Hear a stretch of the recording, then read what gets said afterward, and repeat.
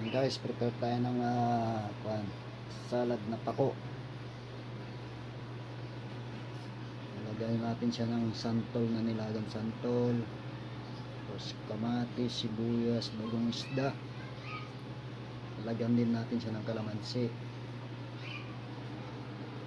Ito yung siling green at saka siling pula. Ito yung pako.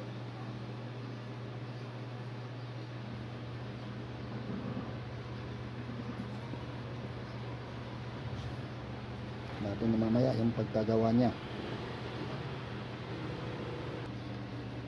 Pakita ko sa inyo mamaya yung pag natimpla na siya, mga lods.